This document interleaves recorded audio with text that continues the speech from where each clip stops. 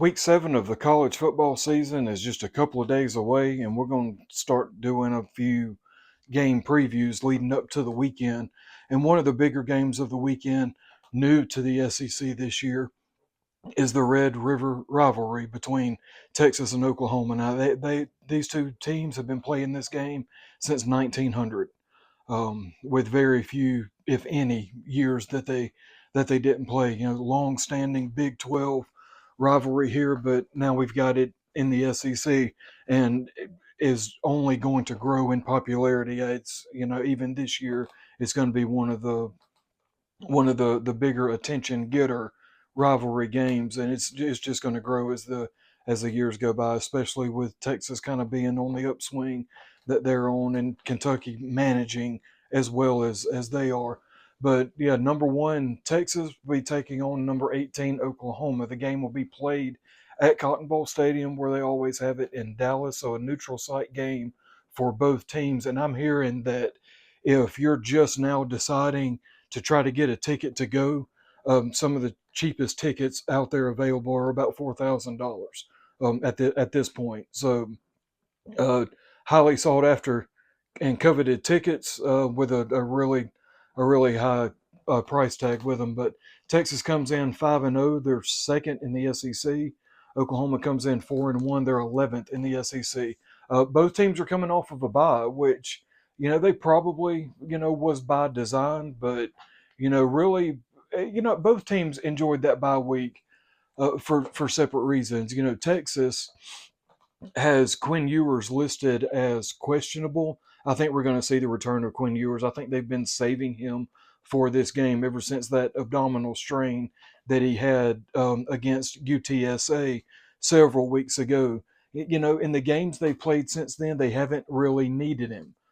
Arch Manning has come in and performed unbelievably, putting up just incredible numbers for a true freshman. So even if Ewers doesn't play, or if for whatever reason, Ewers comes out, they have to put Manning in, you're going to get the same, production. I just think they would like to stay with Ewers, really just simply because of experience. Quinn Ewers has played in this game before.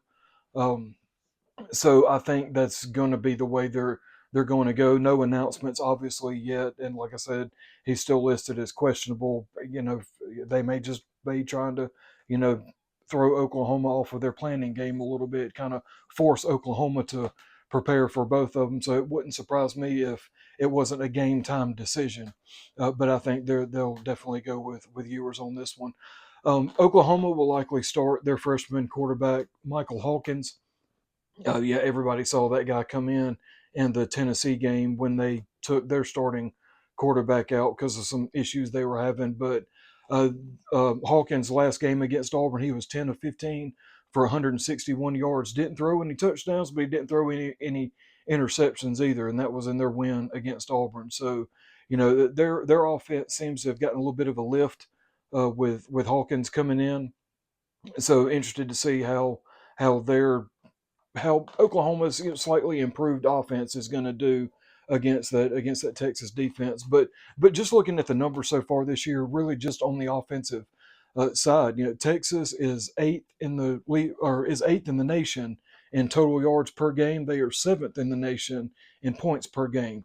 While conversely, on the other side of that, in a very stark contrast, Oklahoma is 218th in the nation in yards per game and 69th in the nation in points per game. So some pretty good discrepancies there. Like I said, if this game doesn't end up being a blowout in favor of Texas, and it is close-ish, then I predict it to be low scoring. If it's a close game, I predict it to be low scoring, or either Texas is just going to blow them out.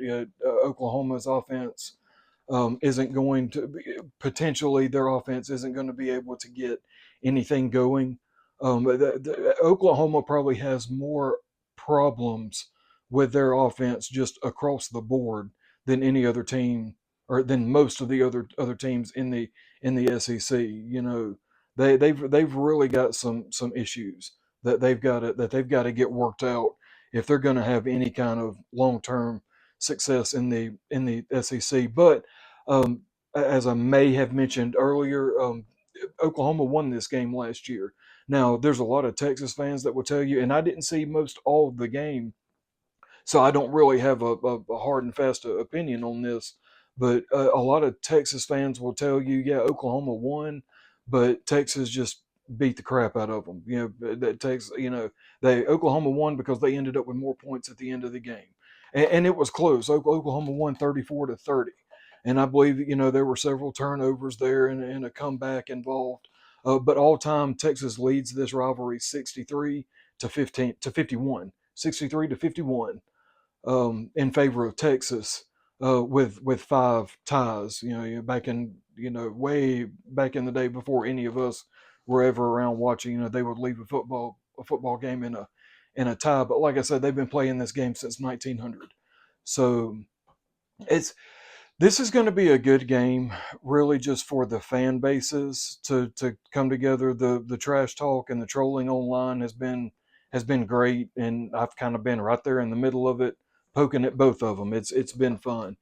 I've got family that are real big Texas fans, but they've got some direct, family that went to A&M. So whether you support a little bit of Texas or poke at them too, and then you know being a Tennessee fan, I think we've pretty much been successful in you know reigniting the Oklahoma rivalry. We're already looking forward to that game next year. But for the SEC too, and just with as traditional as this game is and as popular as it is, obviously you would like to see Oklahoma in a little better shape, especially offensively, um, going into this game, because the game's going to be worth watching. It's going to be fun to watch, but there's that chance that we're gonna witness a blowout. I believe the last time I looked at it, Texas was favored by about 15 and a half points. So all sport books are it can be up to a point or a point and a half different. But about 15 and a half is where the line is right now, and that kind of makes segue back to the Quinn Ewers thing. A lot of the sports experts and ESPN folks, they're saying that with Texas being favored basically by more than two touchdowns, that's almost like a signal that the odds makers kind of know something we don't know, as far as the possibility of Quinn Ewers coming back. And their speculation is that, well, if they were planning on just playing Manning, and saving Ewers, till farther into the season, then maybe they'd only be favored by between 3 and 7 points. So the odds makers are believing that Ewers is coming back, giving Texas like I said, a 15 and a half point favorite. Like I said, it's a neutral site game, so both teams are essentially, playing on the road, but both teams are playing in very familiar environments. And both of these teams will go on to other big games in the SEC, especially Texas. Texas, they'll have to go through this one. Whether it's a blowout, close win, if it's six of one, or half a dozen of the other. Texas has Georgia next weekend at home, so that one's going to be a good one. We'll see.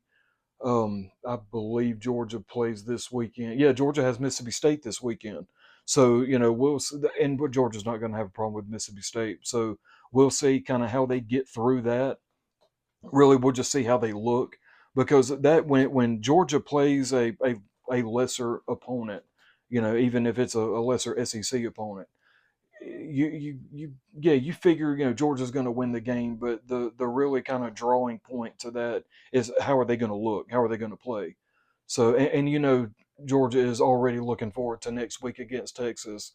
They're trying not to overlook Mississippi State. I don't think it'll bite them, but hey, how many teams got bit last weekend because the favored team just really wasn't paying attention? So I'm sure they probably learned that lesson from everybody else. But yeah, this game is going to be good. It's going to be good. It's going to be worth seeing. I think, and Texas, they start Quinn Ewers and they jump out, with a big time lead, if Oklahoma's offense continues to spin their wheels and kind of sputtering, they can't get anything going offensively. Hey, put Manning in and let him work on his numbers a little more. If you're Texas, the obviously the smart thing to do is what they've been doing. Let that young quarterback play, get some valuable big game experience, so that when the time comes and you actually need him, he's the moment's not going to be too big for him. And Texas has already done an amazing job. Granted, with through the injury that Quinn Ewers sustained. Manning has gotten some playing time, but Quinn Ewers probably could have played the very next week. He definitely probably could have played this past weekend. But again, lower level competition, let the young guy get some playing time. So those reps are going to be very valuable, and a really brilliant, actually, offensive mind like Steve Sarkisian knows that. So again, going to be a great game. I hope y'all enjoyed this and all the rest of the games of the weekend. We'll do at least one or two more previews. Obviously we got the Tennessee Florida game coming up, and really there's a couple of implications on that game as far as what could that mean for either team with a win or a loss. We may dive into that a little bit. So we'll see about getting that video out soon. But I hope y'all enjoyed this one. Have a great day.